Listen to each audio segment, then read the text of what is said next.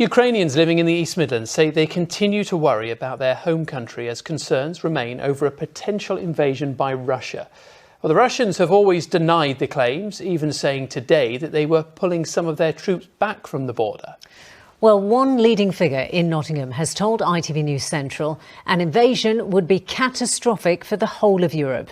Meanwhile, the Ukrainian community is urgently fundraising to help families who would be worse hit in the event of an attack. Our correspondent Peter Bean reports. I just hope, and this is the one hope that I have, and I seriously have, is that the good will prevail. In Ukrainian communities up and down the East Midlands, there's just one thing on people's minds: the prospect of a Russian invasion and concern for loved ones 1,400 miles away. Hello, добрый день, Tanya. Fedir Kurlak from Cockgrave in Nottinghamshire was today checking in with his cousin Tanya, who lives in the Ukrainian capital, Kiev. She says that it's obviously quite unpleasant and she's worried, but she says there isn't necessarily any panic in Kiev. It's reported Russia has sent around 100,000 troops to its border with Ukraine.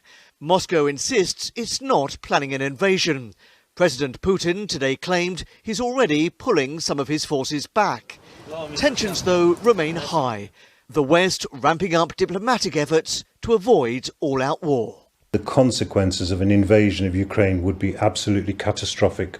The news changes on an hourly basis, and the latest news is that the potentially Russian forces are starting to pull back. But it's a case of we'll believe it when we see it. Of course we do worry, and I feel being so distant from your land, we probably worry here more than the people living in Ukraine actually, because the only news you get is was what you hear from your relatives, from your friends, this bits and bobs from the media, and that's just about it. Ukrainians living here may feel powerless to help those back home, but they're trying to do their bit. They've launched an appeal to support those families most at risk should Russia invade. A charity has already begun delivering emergency aid. When we spoke with a representative of the charity organisation, he gave us examples of people fleeing across the border from the Russian side to the Ukrainian side in their pyjamas. So the need is there now and not necessarily when war breaks out. Okay, Papa. Pa.